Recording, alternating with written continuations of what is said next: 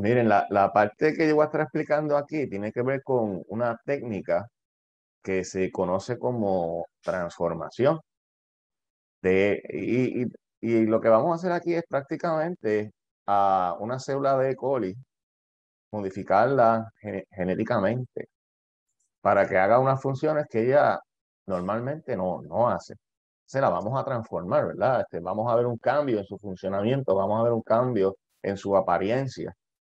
Y esa transformación se va a poder lograr con las técnicas que acaba de explicar James.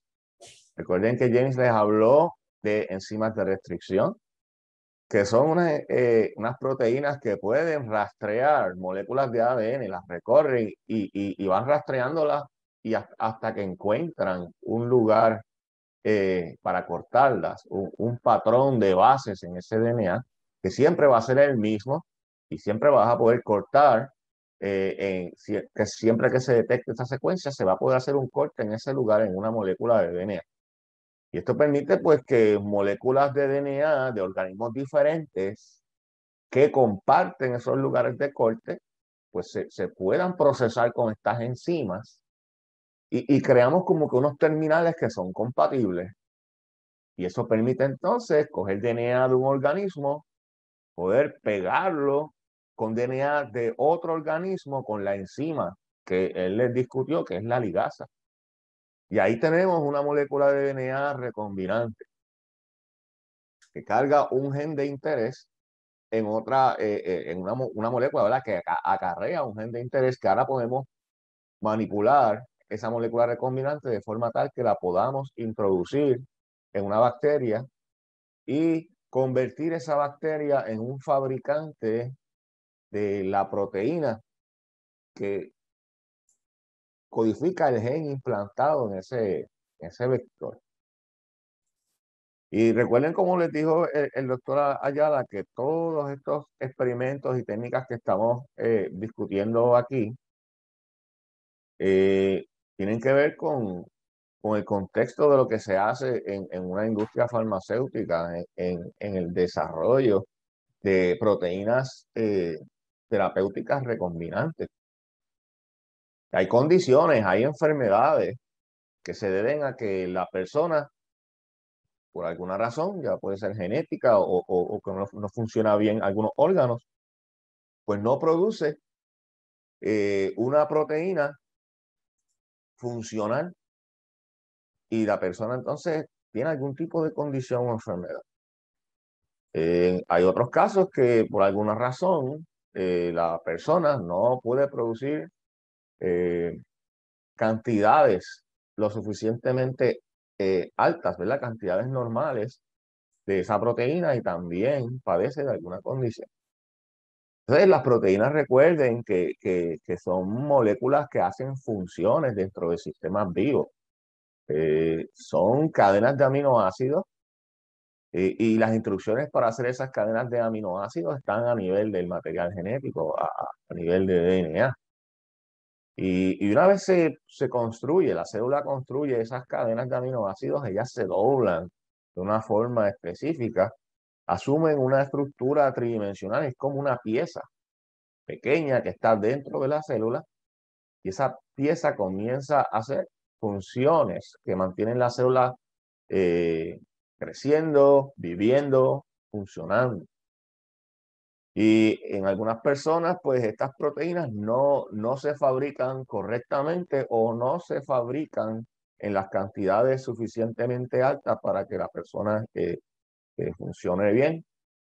¿Y qué tal si entonces, si el problema es que la proteína que la persona produce es defectuosa o no la produce en cantidades suficientemente altas, qué tal si entonces se aplica una proteína terapéutica recombinante al paciente, para entonces de esa manera subsanar las deficiencias que tiene, ya sea por sustituir la proteína ahora con una versión funcional, la versión normal, o suplementar a la persona con cantidades adicionales de esa proteína para entonces corregir el problema.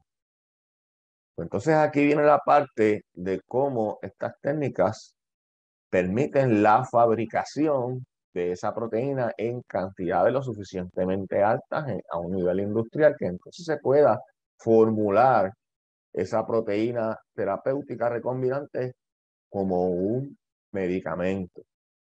¿Okay? Entonces ya James le habló de cómo pudiéramos hacer esto dentro del contexto de la insulina, con las enzimas de restricción. En un momento fueron las herramientas que se utilizaron para poder cortar ADN humano y separar, aislar estrictamente la región del ADN humano que tiene la información para producir proteína humana. Y con enzimas de restricción también se utilizaron para hacer cortes, para entonces crear una molécula receptiva al ADN humano, y esta molécula es de origen bacteriano. Y una vez formada la molécula recombinante, que tiene parte del DNA que es de origen bacteriano, parte del DNA que es de origen humano, ahora podemos hacer como una molécula que funcione dentro de la bacteria, que sería el hospedero, ¿verdad? Que va a recibir esta molécula recombinante, y se va a utilizar toda la infraestructura interna de esa bacteria para que esa bacteria comience a manifestar la información genética de origen humano como si fuese la propia de ella.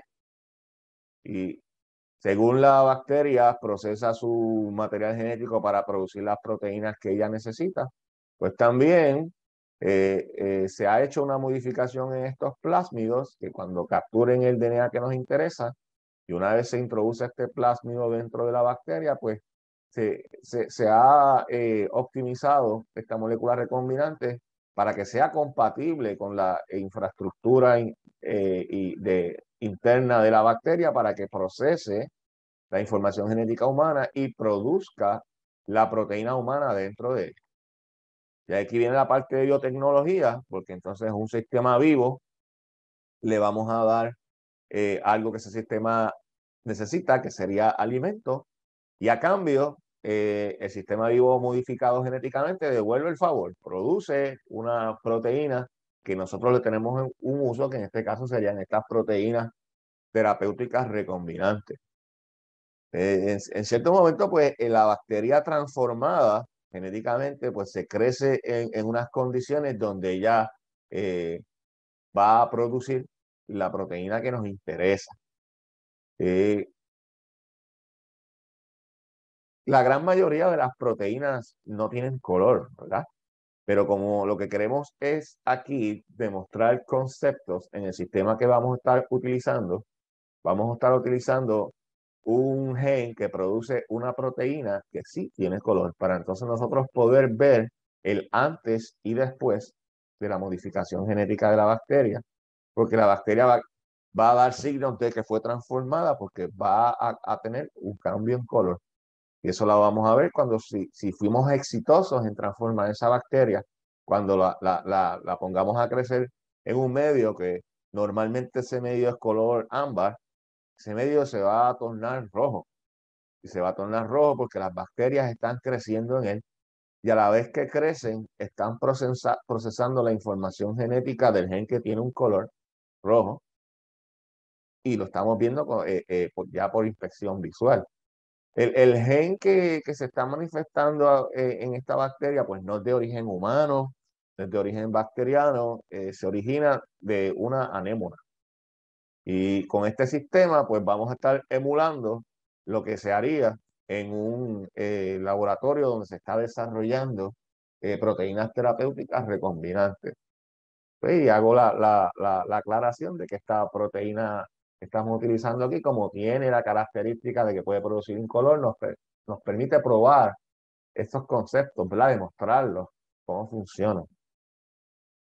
Eventualmente, cuando tenemos estas células creciendo y produciendo activamente la proteína que fue introducida en ellas, y que no, el gen que fue, ¿verdad?, introducido en ellas, que codifica para esta proteína, pues hay que aislar la proteína que nos interesa, que dentro de este montaje, pues serían las proteínas rojas, de todas las proteínas que pudiera producir la bacteria.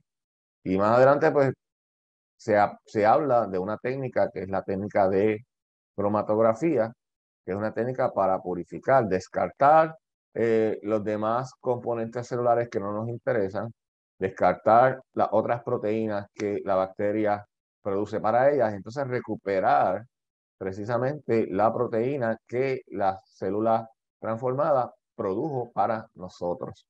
Y esta proteína purificada, esa sería el equivalente al producto final para utilizar como una proteína terapéutica recombinante. Pues entonces, yendo sobre lo que ya James nos explicó, eh, una herramienta bien importante para modificar las bacterias, para transformarlas y entonces puedan ejecutar estos procesos que son necesarios para desarrollar las proteínas terapéuticas recombinantes. Pues una herramienta bien importante es lo que James les dijo a ustedes, que son los vectores. ¿Ok? Los vectores originalmente vienen, como les dijo, de bacterias. Las bacterias tienen dos elementos genéticos principales.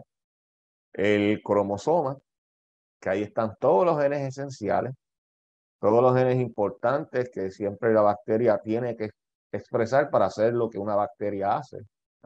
Pero en adición al cromosoma, algunas bacterias pueden tener también otro elemento genético, otra molécula de DNA más pequeña que el cromosoma, que le llaman el plásmido. Y estos plásmidos se descubrieron según se fueron estudiando las bacterias, ¿verdad? Y se descubrió que estos plásmidos son elementos móviles. Quiere decir que pueden salir de la bacteria que los contiene y moverse a otras bacterias. O sea que las bacterias entre sí pueden mover los plásmidos y traficarlos entre ellas. Ahora, los plásmidos, ¿qué diferencia tienen con el cromosoma? Pues como les mencioné, es más pequeño en tamaño, ya que hay un error que debo de corregir, y es que el plásmido, además de ser más pequeño en tamaño, pues contiene genes no esenciales. ¿Ok? Por favor de corregir eso por ahí en sus notas. Eh, Disculpen el error, pero los plásmidos contienen genes no esenciales, mientras que el cromosoma contiene genes esenciales. Como les dijo James, sí, pero ¿por qué si contiene genes no esenciales, las bacterias cargan los plásmidos?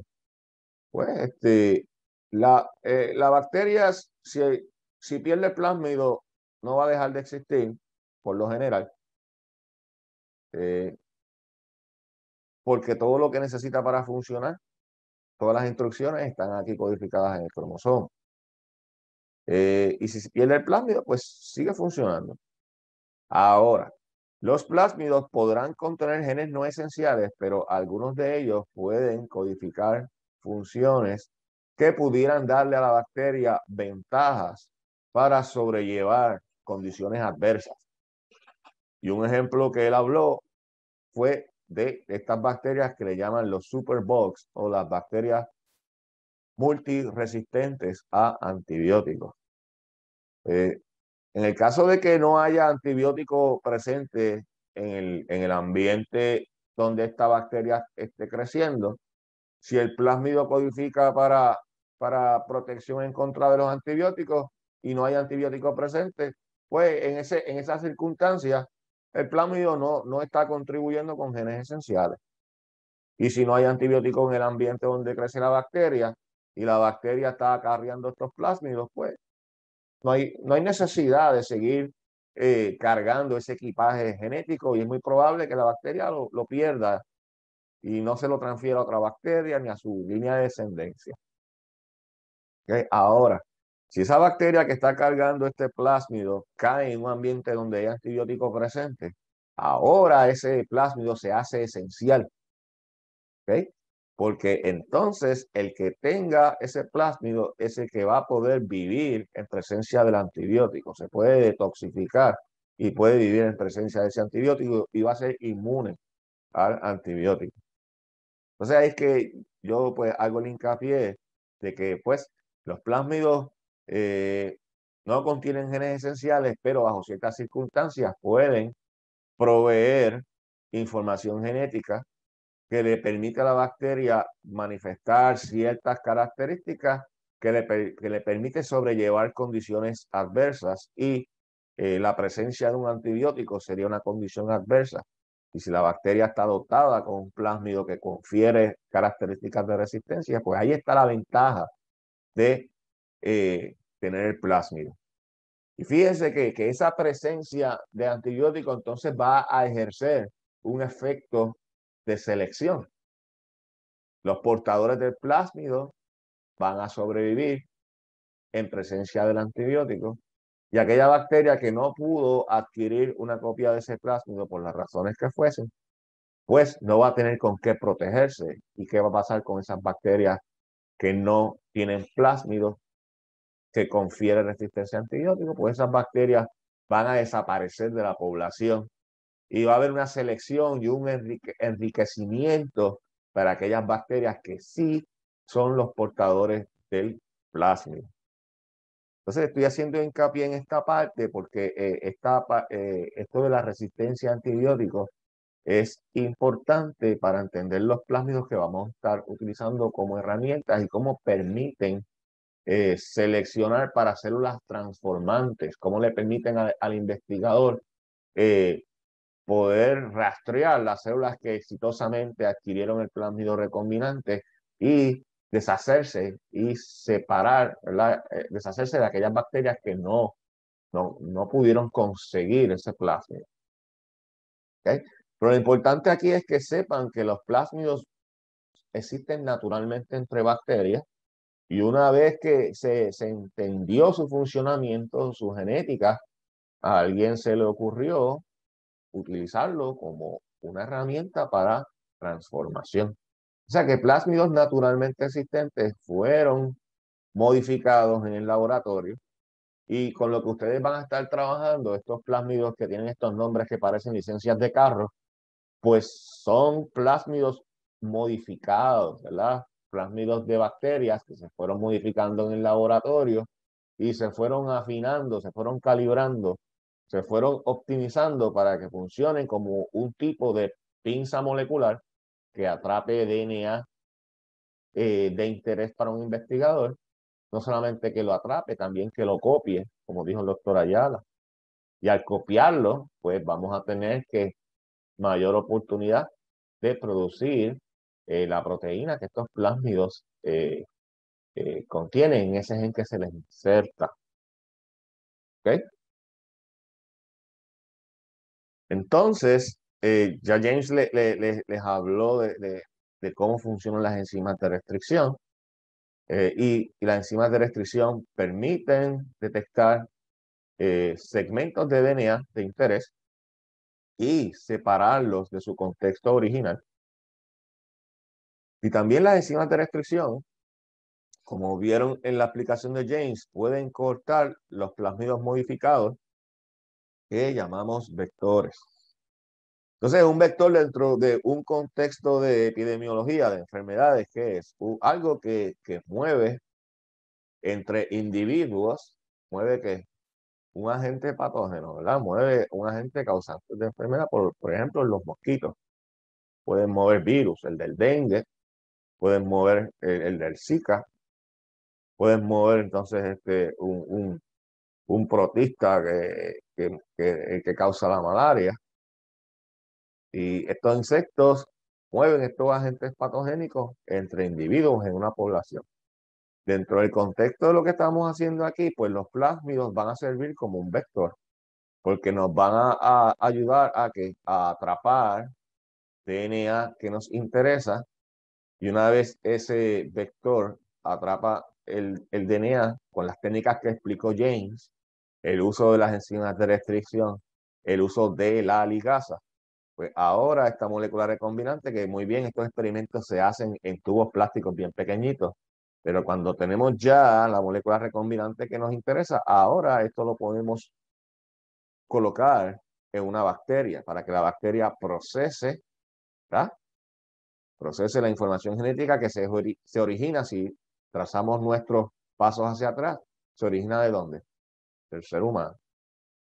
Entonces, el plásmido funciona como un vector porque ayuda a movilizar DNA humano a otro hospedero, en este caso, una bacteria.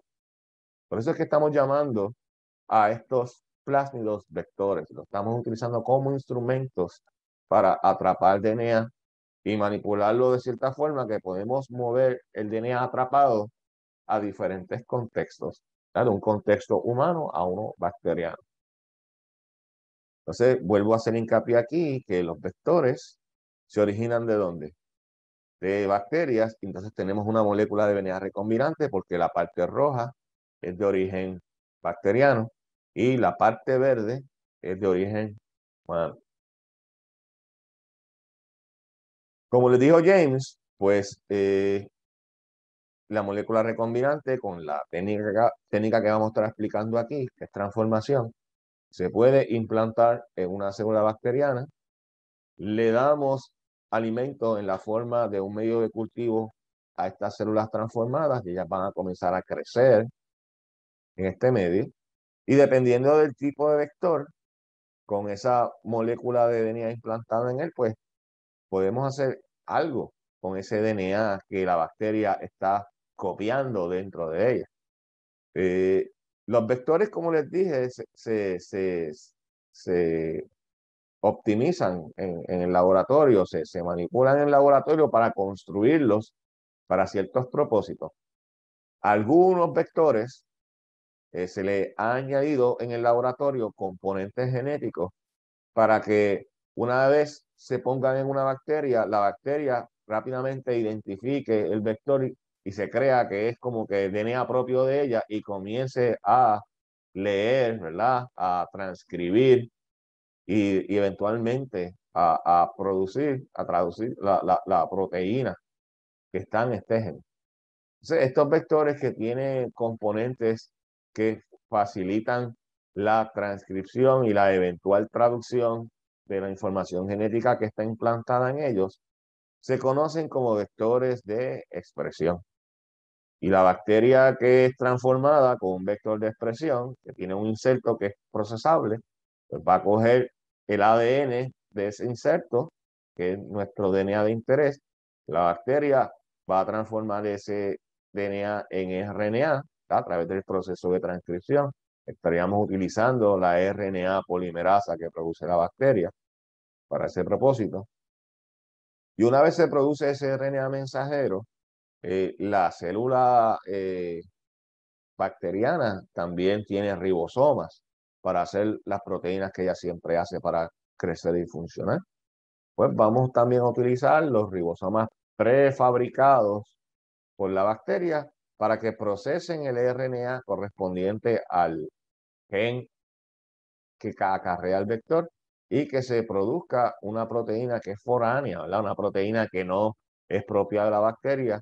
Recuerden que esto representa DNA codificante para proteínas que es de origen humano. O sea que estamos aquí transformando genéticamente a la bacteria con un vector de expresión para que ella se convierta en un fabricante de una proteína de interés. En este caso, en el contexto de lo que estamos explicando, la proteína de interés sería una proteína terapéutica recombinante. ¿Okay? Es recombinante porque eh, viene de origen humano, pero se mezcla, ¿verdad?, con DNA bacteriano para que entonces esa proteína se fabrique dentro de una bacteria.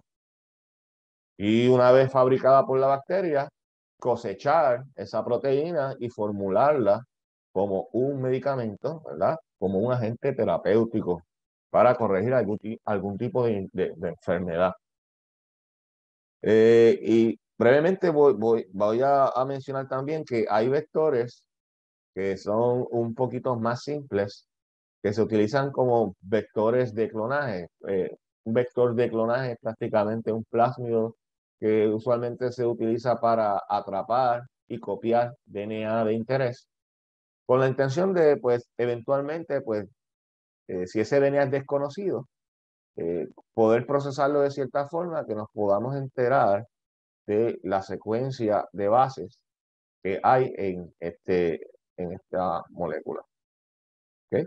Y esos vectores que son de clonaje, pues los usamos principalmente para propósitos de secuenciar, enterarnos del orden de las bases en que está construido DNA que estamos experimentando con él, que no tenemos la certeza de cuál es su secuencia. Entonces, las características ideales de un plásmido que se utiliza como vector, pues estos plásmidos se han optimizado, se han modificado en el laboratorio para que se puedan replicar de manera independiente dentro de una célula, una vez se incorporan a una célula. Es decir, se han modificado genéticamente para que se comporten como un cromosoma independiente dentro de la bacteria, aunque no son un cromosoma. ¿Okay? Se alteraron, se modificaron para que puedan ejecutar esta función.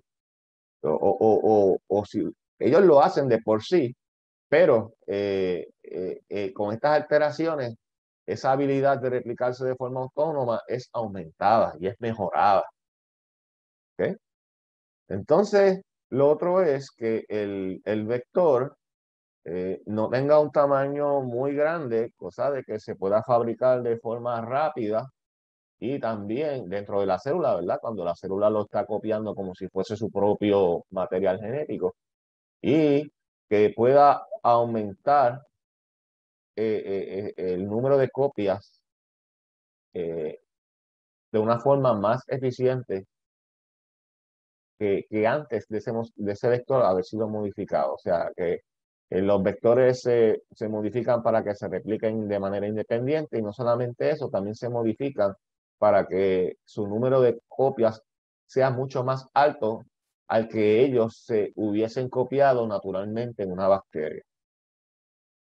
Y debe ser fácil de extraer, y eso lo va a ser fácil de extraer en grandes cantidades, de que tenga un tamaño relativamente pequeño y que aumente su número de copias de forma mejorada en comparación de cuando ese vector pues ocurre naturalmente sin las alteraciones que se le hicieron para estos propósitos.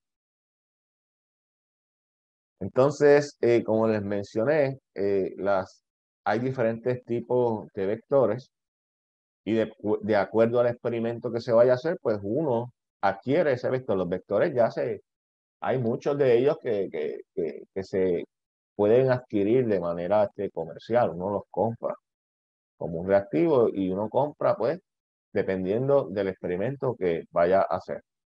Y pues hay vectores de expresión, ¿verdad? Como el que estamos hablando aquí. Y hay vectores que son de clonaje, que es para copiar. Dependiendo del experimento que vayamos a hacer, pues compramos el vector. Para lo que vamos a estar explicando aquí, la opción de vector que vamos a estar utilizando es el vector de expresión, que es el vector que permite manifestar información genética foránea, información genética que no es de la bacteria, dentro de él. También los vectores pues se compran por su capacidad de insertos. Hay vectores que pueden atrapar un insecto grande y otros que pueden atrapar un insecto pequeño. Pues dependiendo de los experimentos es que se selecciona el vector. Y aquí están viendo una representación esquemática del plásmido que vamos a estar trabajando en el experimento de transformación. ¿Ok? Los plásmidos, como vieron en el diagrama que le estaba comparando el plásmido con el cromosoma, ambos tipos de elementos genéticos tienen una forma circular. ¿Ok? Siempre el plásmido eh, eh, tiene una forma circular, el DNA de hebra doble.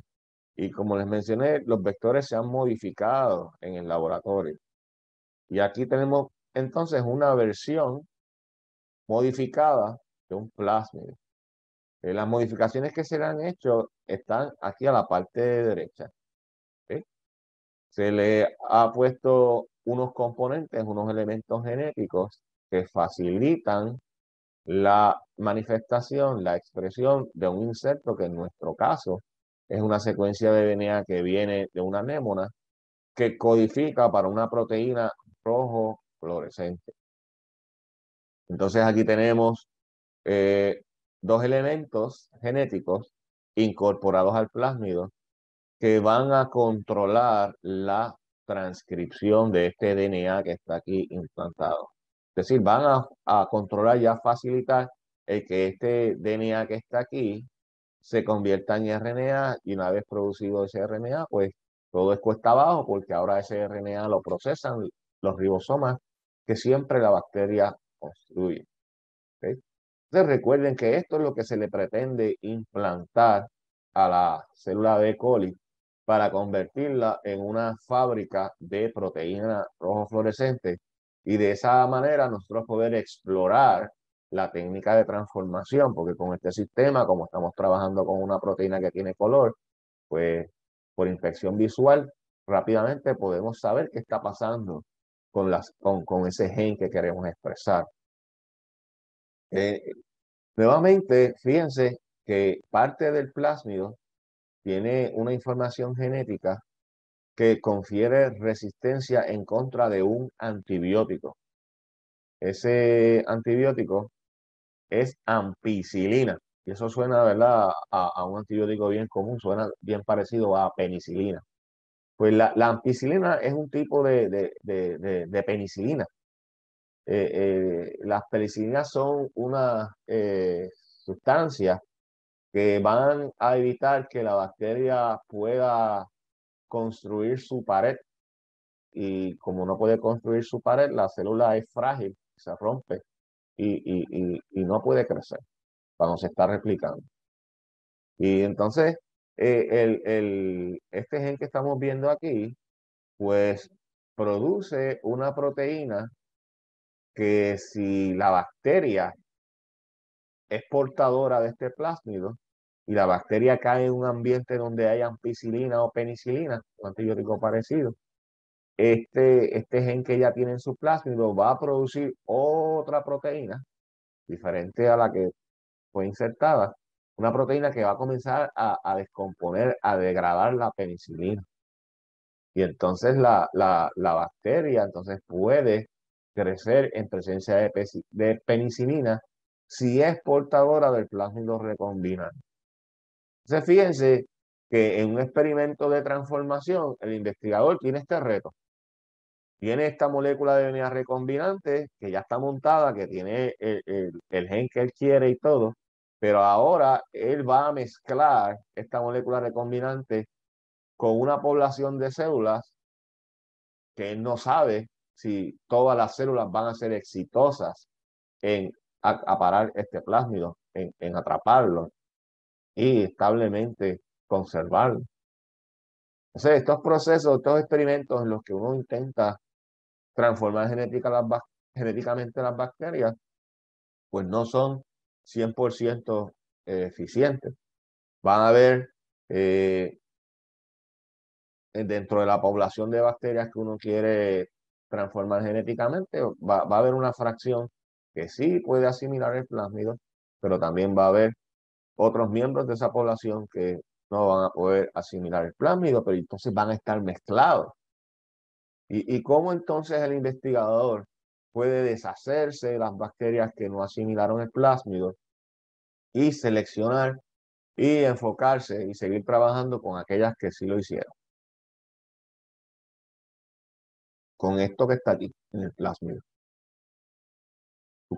El investigador coge las bacterias, las crece en un ambiente donde hay ampicilina presente, hay antibióticos, es decir, las va a transferir a un medio de cultivo que está envenenado, por decirlo así, tiene antibióticos, y ahí ocurre el efecto de selección.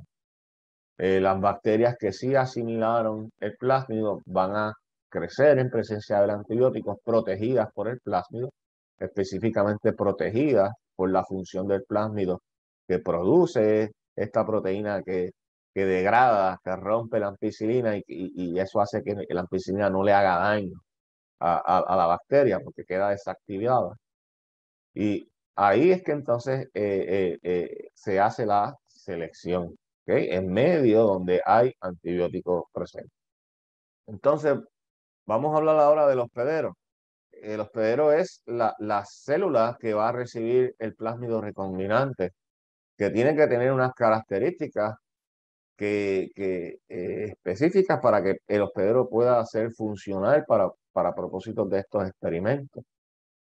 Las características ideales de un hospedero, ¿verdad? De una célula que vamos a transformar, el hospedero de este plásmido recombinante, es que no sea patogénico. ¿Ok? Eh, Uno pues escucha de E. coli, que si brotes de enfermedades, pero la E. coli no siempre es la misma. La E. coli existen muchas cepas. Hay cepas pues que sí, están en el ambiente y han adquirido plásmidos de otras bacterias que ahora aumenta su capacidad de causar enfermedad. Pero hay otras bacterias otras versiones de E. coli que no son así, que son inofensivas.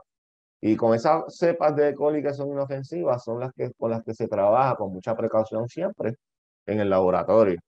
Y son cepas que se han modificado genéticamente, que prácticamente fuera de ese ambiente de laboratorio van a morir. Hay que estar proveyendo unas condiciones tan especiales que pues mueren y no tienen el potencial de causar enfermedad.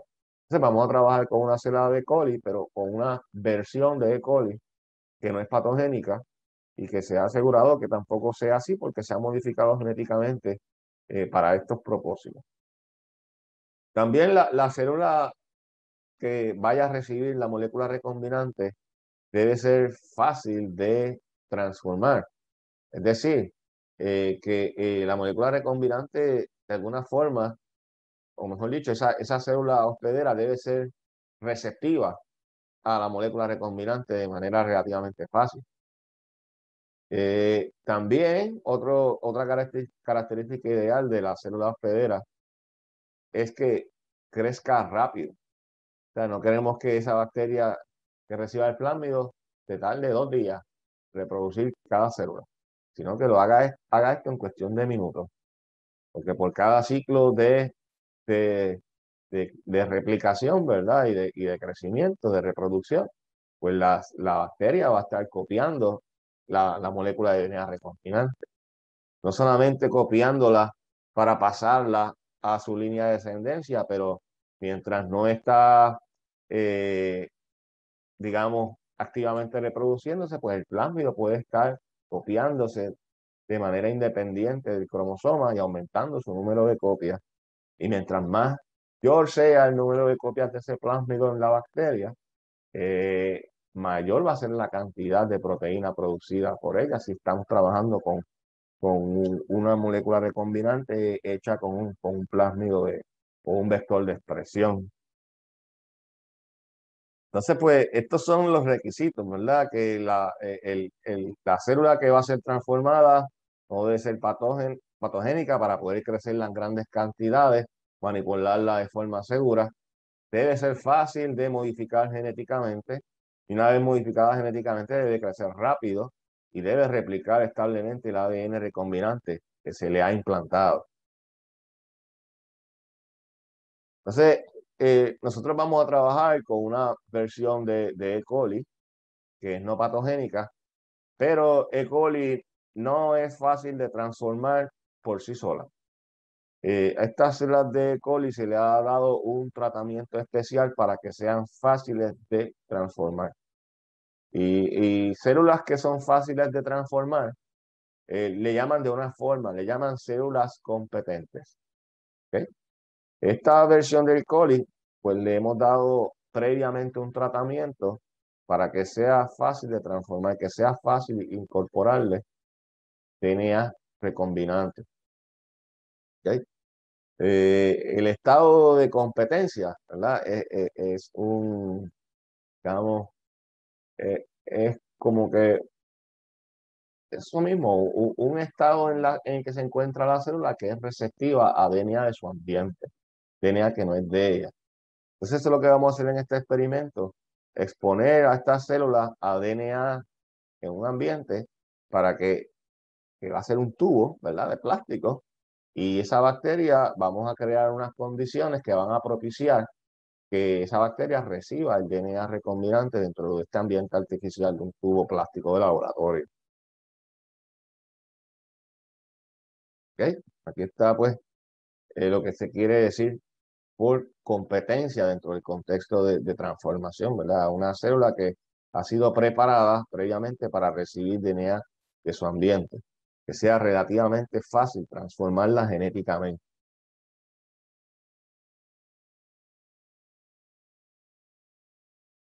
Entonces, aquí en esta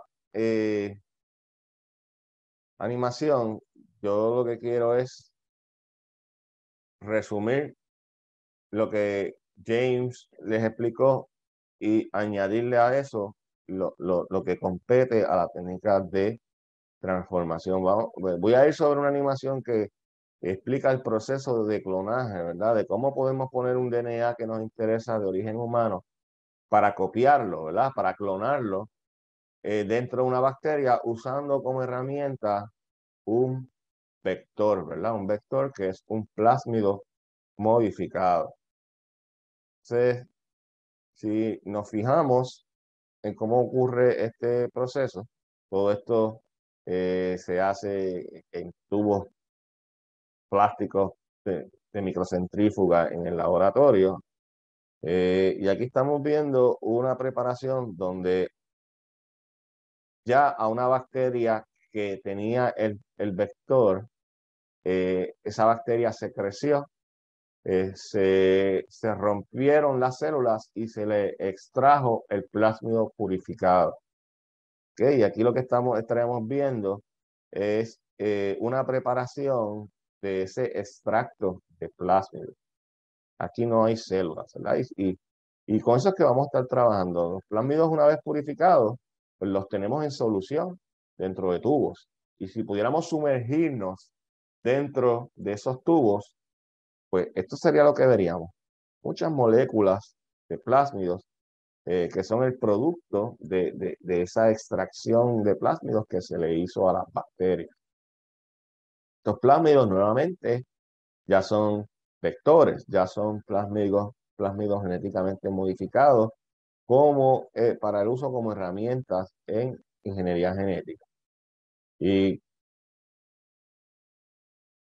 estos plásmidos, como mencionamos, para que puedan ser vectores, funcionar como vectores, pues tienen que tener una parte que les permita eh, copiarse.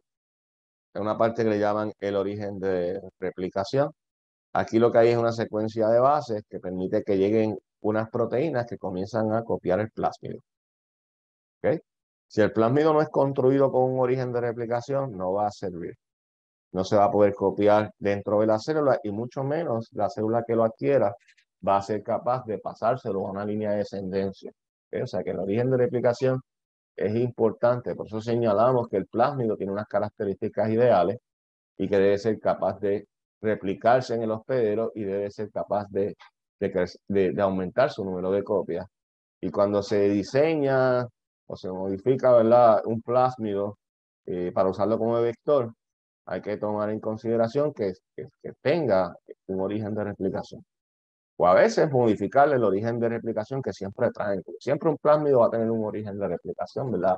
Una secuencia de bases que favorece el que se copie.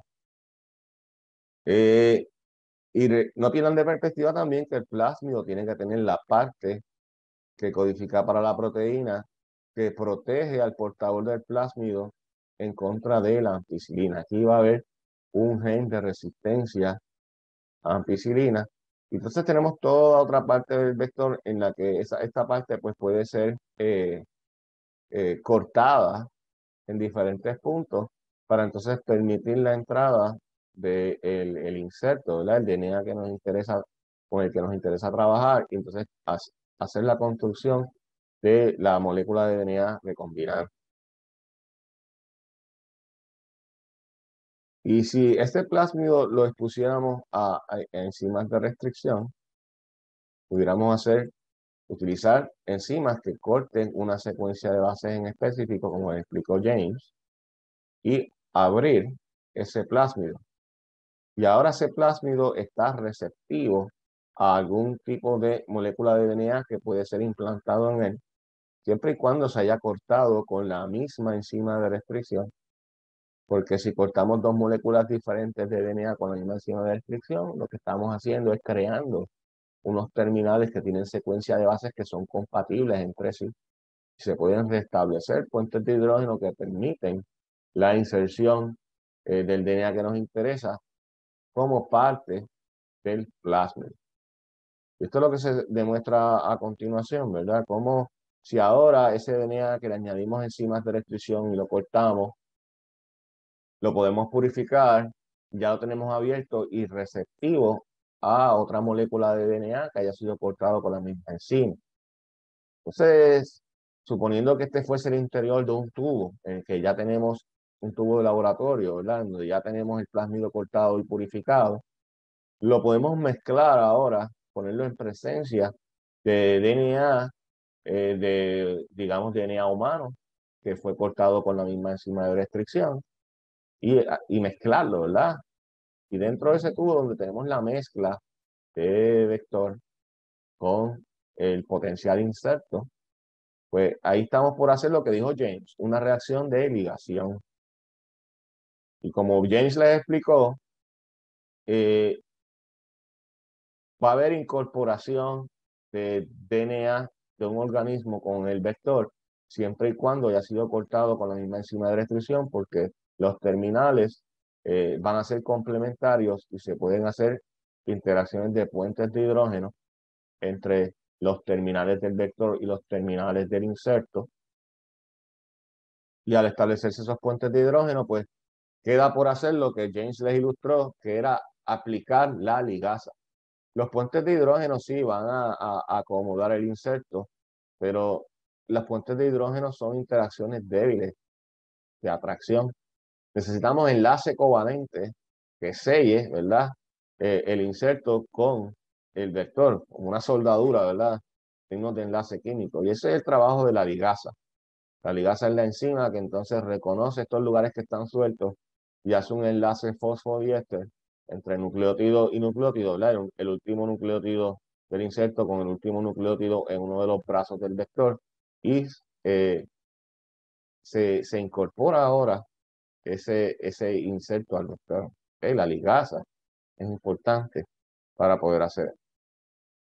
Entonces ahora ya ese inserto, que puede ser DNA humano, DNA con el que nos interesa trabajar, ya es parte, ese inserto del plásmido. Y su información genética, la información que contiene este DNA, de haber utilizado un vector de expresión, pues puede ser manifestada en la célula que reciba este plásmido recombinante.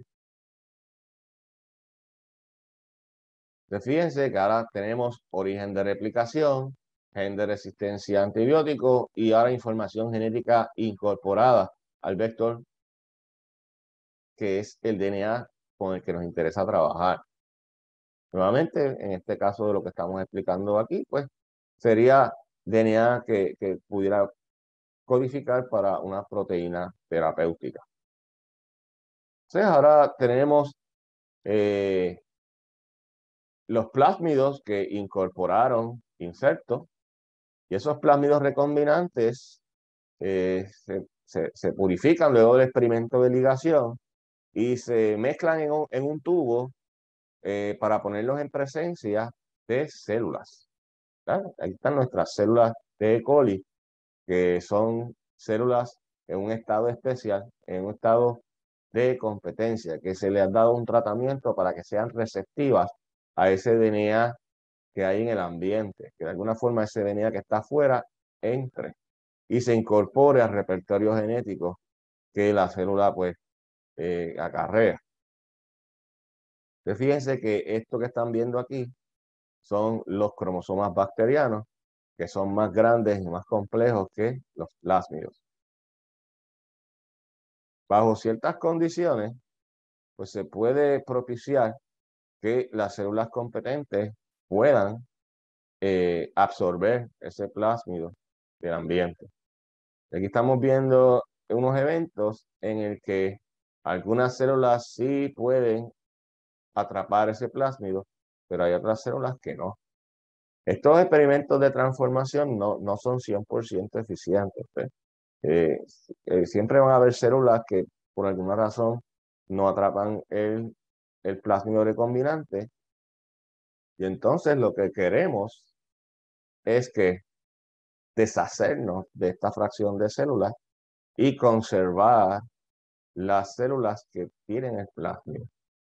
La manera de deshacernos de las células que no tienen el plásmido es matándolas y seleccionar para las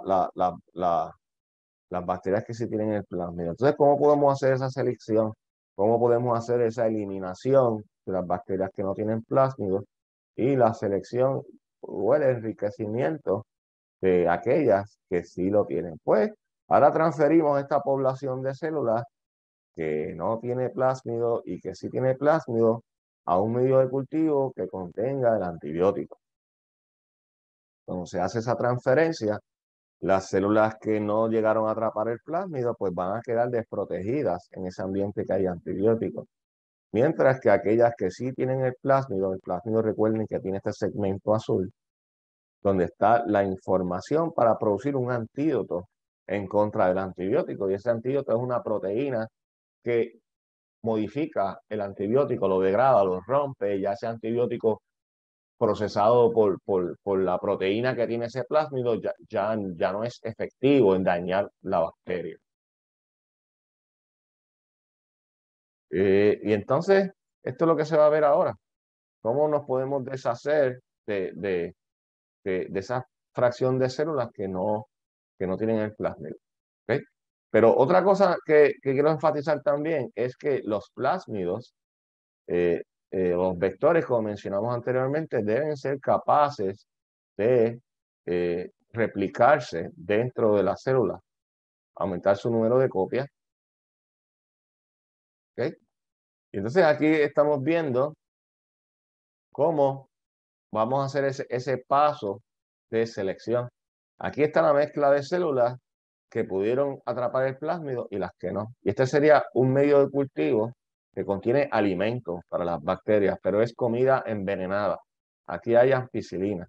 La idea es de cuando pongamos aquí las células, las que tienen el plásmido sobrevivan, porque tienen la manera de protegerse de la ampicilina, pueden producir un antídoto, y aquellas que no tienen el plásmido, cuando se coman esta comida envenenada, este medio, pues van a morir. Entonces, esto es lo que se pretende explicar aquí ahora. Cómo al esparcir las células en esas condiciones, pues tenemos individuos que sí tienen el plásmido y otras que no lo tienen. Y plásmido que nunca entró. ¿Okay? Entonces, cuando crezcan en esas condiciones en presencia de la ampicilina, el antibiótico no le permite a la bacteria producir su pared y la estructura de la bacteria se torna débil y se muere. ¿Okay? Y no puede reproducirse, ¿verdad? Esta línea de células desaparece de toda la población y solamente permanecen aquellas células que sí tienen el plásmido como sobrevivientes, y esas son las que van a ser capaces de replicar el plásmido, y mientras lo replican siguen funcionando como siempre, porque recuerden que el componente de resistencia a antibióticos siempre está activo y está protegiendo a la bacteria del antibiótico que pudiera estar en su ambiente. Y estas bacterias pues viven en presencia del antibiótico sin ningún tipo de problema, y mientras viven en presencia del antibiótico van copiando el plásmido y lo pasan a su línea de descendencia, que es lo que estamos viendo aquí. Una bacteria que no tiene el plásmido, cuando esté haciendo este proceso de dividirse, ahí el antibiótico le destruye la pared y anula la replicación. Pero esta, como tiene el plásmido, se puede dividir sin problema alguno y entonces formar colonias, ¿verdad? En la superficie del medio en el que fueron transferidas. O sea que como pueden dividirse, siguen creciendo y siguen creciendo hasta que crean estas masas de células que a simple vista las podemos ver en la superficie de un, de un medio de cultivo. Entonces, lo que formó colonias son células que sí tienen el plásmido, porque recuerden que este medio contiene el antibiótico. Y pues los que nunca cogieron el plásmido no los vamos a ver porque nunca llegaron a reproducirse para poder producir colonias. Entonces aquí hemos creado este ambiente de selección y para favorecer la detección y la selección de aquellas líneas de células que sí fueron exitosamente modificadas con el plásmido. Y ahí empezamos a ver la transformación, porque ahora esta bacteria se ha tornado, se ha transformado, se ha tornado resistente a un antibiótico, y mientras que la versión no modificada, pues no lo es. Ahí estamos viendo un cambio en fenotipo, ¿verdad? En apariencia, que podemos enterarnos de que está ocurriendo lo que queremos y entonces enfocarnos en las bacterias que sí tienen el plásmido. Pues lo que corresponde ahora es hablar sobre las células competentes. Yo les mencioné a ustedes que naturalmente E. coli no está en un estado de competencia, no puede asimilar DNA de su ambiente, pero se le puede dar un tratamiento para modificar su envoltura celular de manera tal que sí se torne competente, capaz de atrapar DNA de su ambiente. Entonces, ¿cómo se puede hacer las células de E. coli competentes para asimilar DNA de su ambiente? Pues se crecen en unas condiciones especiales, eh, en bajas temperaturas, ¿verdad? Temperaturas frías. Y en cierto momento de su crecimiento se cosechan esas células y se exponen a una sal de cloruro de calcio. O sea que con un procedimiento especial que envuelve bajas temperaturas y exponer a estas bacterias al cloruro de calcio, esto va a crear unos poros en la envoltura celular. O sea que esa envoltura celular de la bacteria no va a sellar bien. La célula competente va a estar en un estado bien delicado, va a estar viva, pero y con su envoltura celular agujereada. Por eso es bien importante manipular estas células competentes con mucho cuidado y siempre mantenerlas en hielo y congeladas cuando están almacenadas.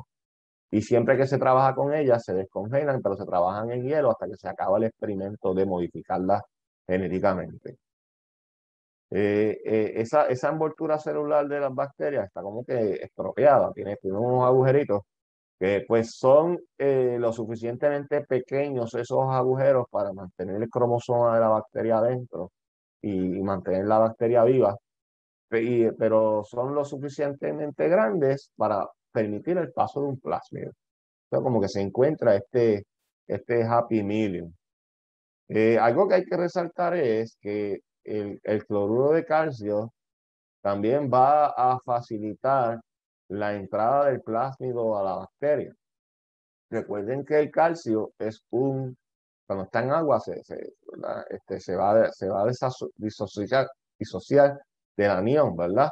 Es una sal, entonces es un catión bivalente, tiene dos cargas positivas. Y el calcio lo que hace es que va a buscar las cargas negativas que hay en los enlaces fosfodiéster del plásmido y las va a neutralizar.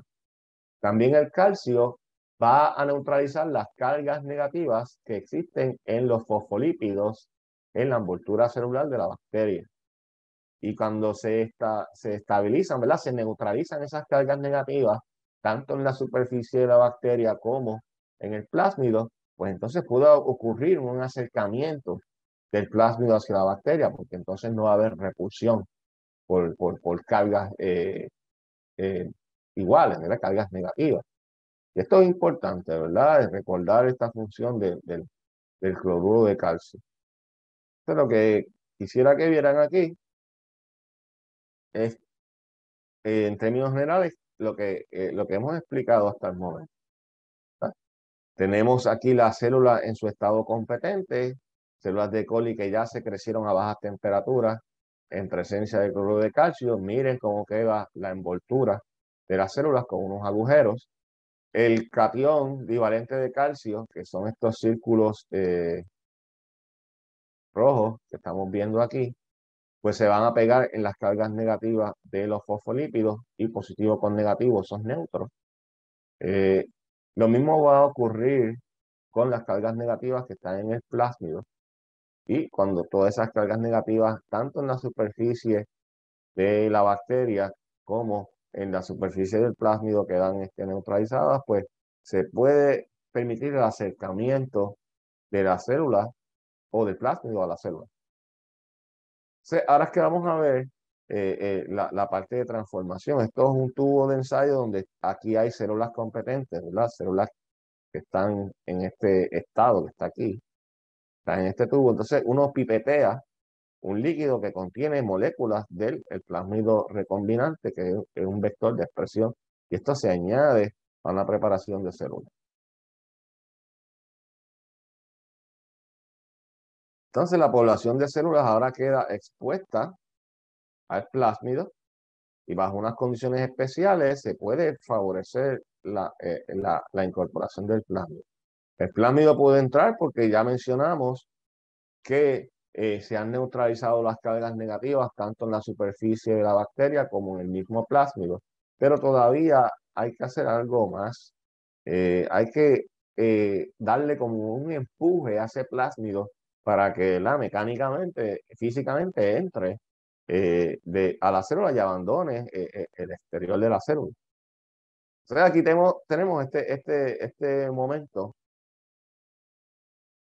en el que el plásmido, como tiene cargas negativas en su grupo fosfato de los enlaces fosfodiéster que conectan cada nucleótido, pues ya el cloruro de calcio se ha aglomerado alrededor de esas cargas negativas y tanto las cargas negativas que están asociadas al plásmido como las cargas negativas que están asociadas a las envolturas de la célula, pues ya el calcio se ha encargado de neutralizar eso y esto va a permitir que ahora el plásmido se pueda acercar a los orificios que hay en la envoltura de la célula, porque ya no va a haber repulsión. Si no tuviese el calcio presente, ¿qué pasaba? Pues cargas negativas en la superficie de la bacteria y cargas negativas en el plásmido. Si se llegara a acercar un plásmido, cuando llegue al borde de este orificio, va a virar para atrás, porque va a sentir repulsión por las cargas negativas que hay en la superficie. Entonces el calcio neutraliza todas esas cargas, permitiendo el acercamiento del plásmido a los poros. Pero llegó al umbral, ¿verdad? Como quien dice, al umbral de la puerta, pero no acaba de entrar. Entonces, ¿qué hay que hacer? Pues darle como un empujón. Ese empujón se le da a ese plásmido en la forma de un choque termal, que es un paso bien importante en el procedimiento de transformación. Siempre vamos a estar trabajando con las células competentes que están en presencia del plásmido. Vamos a estar manipulándolas en hielo. Y en cierto momento del protocolo, vamos a pasar los tubos que contienen estas bacterias con plásmidos, con tubitos plásticos pequeños, de hielo, de manera abrupta, vamos a pasar esos tubos a un baño de agua que está calibrado a 42 grados. Y entonces estas células que están en presencia del plásmido van a permanecer por 45 segundos en ese baño de agua a 42 grados y tan pronto haya transcurrido esos 45 segundos de manera rápida y abrupta, se mueven de vuelta al hielo. Entonces, estos cambios abruptos en temperatura, ir de frío a calor, de calor de regreso al frío, crea un choque de temperatura que causa unos cambios en presión en el ambiente interno y el ambiente externo de la célula. Ese cambio en presión le va a dar un empujón al plásmido para que entre. Ahora, este choque termal, esta manera de empujar este DNA a la célula competente, eso no es 100% eficiente. Algunas veces entra en algunas células, en otras no. Eso lo vimos anteriormente y ya saben por qué entonces la necesidad de diseñar el plásmido con un marcador de resistencia a antibióticos y utilizar medios con antibióticos para seleccionar aquellas bacterias que sí pudieron incorporar la molécula recombinante, el plásmido, luego del choque termal.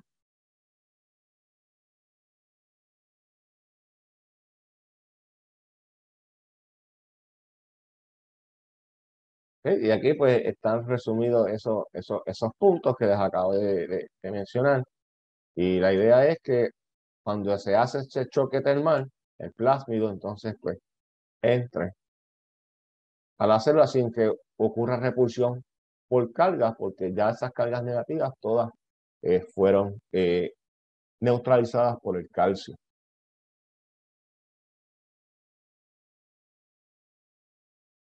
Pues entonces, el vector que se le implanta a la célula a través de este proceso es un vector de expresión. Ya contiene componentes que permiten que el DNA de interés sea transcrito por la bacteria, se convierta en el RNA correspondiente para que ese RNA entonces los ribosomas prefabricados por la bacteria pues se encarguen de construir la proteína de interés que viene de este gen, que dentro del contexto que estamos explicando sería DNA de origen humano. Entonces, este vector de expresión viene equipado con una proteína, mejor dicho, viene equipado con un gen que codifica para una proteína que responde a una sustancia que también se añade en el medio de cultivo, que es arabinosa, una azúcar. ¿Okay? Esta proteína ARA-C va a facilitar la transcripción del inserto, ¿verdad? Aquí estamos viendo la parte del vector de expresión donde está colocado el inserto y donde están colocados también los elementos genéticos que son necesarios para que ese DNA se transcriba, se produzca, se convierta en RNA y ese RNA a su vez los ribosomas de la bacteria lo conviertan en la proteína. La proteína ARA-C es necesaria para que ocurra la transcripción. La proteína ARA-C es codificada por el vector. Todo el tiempo esa proteína se está produciendo, pero esa proteína ARA-C no facilita nada en términos de transcripción a menos que esa proteína ARA-C sea activada por una interacción que tiene que tener con arabinosa, un azúcar que se le añade al medio donde se está creciendo la bacteria modificada genéticamente. Y esto es para inducir el que se produzca la proteína del gen que nos interesa de manera controlada. Entonces lo que va a ocurrir es que la arabinosa presente en el medio se pega a la proteína ARA-C. Y fíjense que ocurre un cambio en conformación. La proteína ARA-C está doblada de cierta forma antes de interaccionar con la arabinosa. Cuando está doblada de esta forma, interfiere con la transcripción de este gen, con el gen que nos interesa, pero en el modelo que estamos utilizando es un gen que viene de una anémona que tiene un color rojo fluorescente. Entonces la arabinosa se pega y ahora hay un cambio en la proteína ARA-C. Hay un cambio en su forma y va a haber un cambio en su comportamiento. Ahora esa proteína ARA-C va a actuar como si fuese un ujier y va a facilitarle a la RNA polimerasa encontrar una región o un componente que tiene el vector de expresión que está bien cerca del gen implantado para que la proteína que es la RNA polimerasa se pegue aquí y comience a transcribir la parte que nos interesa dentro del vector. Entonces noten que nada de esto va a tomar lugar si la arabinosa no se pega a la proteína ARA-C. Esto es como un efecto, una reacción en cadena. La arabinosa se pega a la proteína ARA-C, hay un cambio en conformación en la proteína ARA-C y hay un cambio en el comportamiento de la proteína. Ahora comienza a trabajar a favor de la expresión de este gen. Ahora ya busca a la RNA polimerasa y le ayuda a encontrar la región apropiada para pegarse cerca de donde fue insertado el gen. Esta región le llaman el promotor. El promotor es una secuencia de bases en el vector donde ocurre unión de la RNA polimerasa. Pero fíjense que esa unión de la RNA polimerasa es más eficiente si es facilitada por la proteína ARA-C. Esto va a inducir en que la RNA polimerasa encuentre el lugar por donde debe pegarse para de manera apropiada ir leyendo el DNA que codifica para la proteína rojo fluorescente ¿Y qué hacen las polimerasas de RNA? Pues ellas leen DNA, lo leen, y entonces ejecutan el proceso de transcripción, que es el DNA convertirlo en RNA mensajero. Entonces, esta información que hay aquí codifica para producir una proteína rojo fluorescente, pero no se va a manifestar hasta que ese RNA sea traducido por los ribosomas de la bacteria. Y cuando los ribosomas de la bacteria leen este RNA, entonces tenemos la proteína rojo fluorescente. Y esa proteína rojo fluorescente es lo que le va a impartir a la E. coli el color rojo. Esta proteína, nuevamente, es de origen de una anémona. ¿Ok? Entonces aquí estamos viendo eso. Medio de cultivo que tiene un color ámbar. Cuando lo inoculamos con la bacteria modificada con el vector de expresión, este medio tiene ampicilina, este medio también tiene arabinosa. La ampicilina pues mata a las bacterias que no tienen plásmido. La arabinosa induce la producción de la proteína rojo fluorescente. Y luego de un periodo de incubación, vamos a ver cómo ese medio cambia de ámbar a rojo y se pone turbio. Es porque las células crecieron en él y al crecer manifestaron la proteína de la anémona, la roja fluorescente. Entonces el experimento pues va a requerir eh, también el uso de platos para entonces nosotros visualizar este procedimiento eh, de manera más sistemática. ¿Ok? Entonces, este ejercicio de laboratorio pues eh, tiene su parte práctica, pero también hay una parte en la plataforma de Lab Exchange donde lo puede hacer de manera simulada, que lo puede hacer en un ambiente de laboratorio eh, virtual, donde por comandos de click and drag puede manipular el equipo y los tubos siguiendo las instrucciones en la actividad y se puede acceder en esta dirección. Y lo que quiero hablar ahora es de los resultados esperados. ¿Ok? Aquí vamos a trabajar con dos tubos. Un tubo que lo vamos a marcar como P menos. Este tubo, marcado como P menos, es un tubo que contiene células competentes de E. coli que no se han transformado con el plásmido recombinante. Esas células competentes de E. coli están mezcladas en un caldo, que es un medio de cultivo que le llaman el Luria broth, ¿verdad? Luria Bertani broth, broth es caldo, Luria es el nombre de los apellidos que desarrollaron de los investigadores que desarrollaron este medio. Entonces, aquí solamente vamos a tener bacterias con alimentos y no se les va a añadir plásmido y por eso es que se marca ese tubo como P menos. ¿Ok? Entonces, estas bacterias, pues, se van a ver así. Si pudiéramos sumergirnos en este tubo, las células que están ahí no tienen plásmido, solamente tienen su DNA genómico o cromosoma y carecen de plásmido. Van a servir como un control estas células. Eso para determinar que las células competentes están vivas y funcionales al momento de hacer el experimento. Son como un control de calidad. Entonces, ahora el otro tubo que vamos a estar manejando en el experimento, viendo los resultados esperados, tenemos un tubo que lo vamos a marcar como P positivo. ¿Qué hay en este tubo? Pues en este tubo hay medio, ¿tá? Hay caldo de luria, pero ese caldo contiene células competentes de E. coli. Entonces, a este tubo sí le vamos a añadir un líquido que contiene plásmido. Y vamos a poner en contacto las células que están aquí con el plásmido. Si pudiéramos sumergirnos aquí en este tubo, vamos a ver los siguientes escenarios.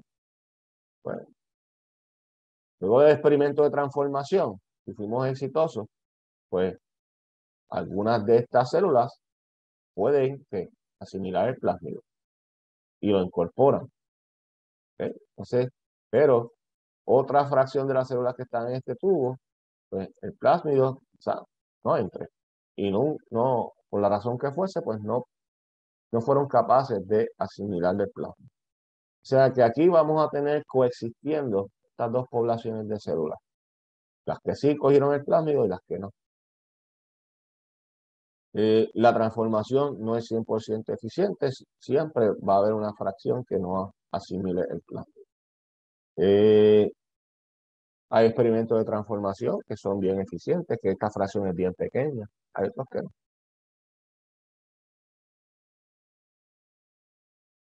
Entonces, ¿qué vamos a hacer?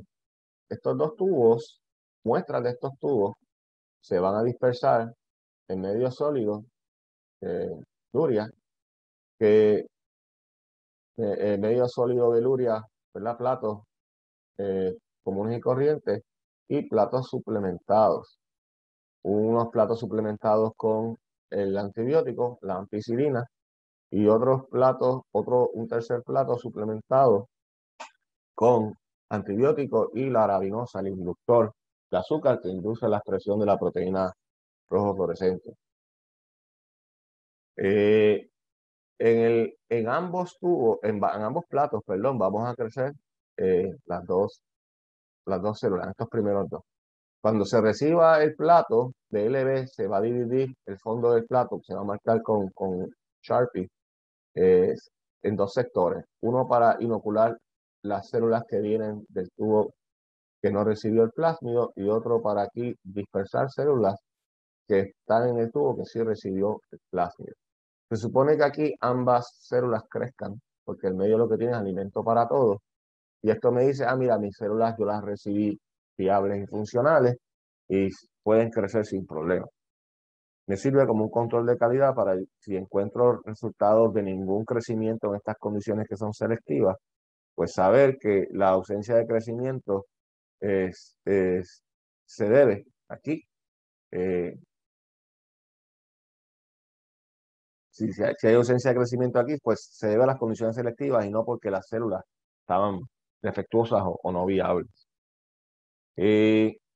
Fíjense que aquí, en este medio que contiene ampicilina, las células que crezcan aquí tienen que tener como requisito para poder crecer aquí la presencia de plásmido.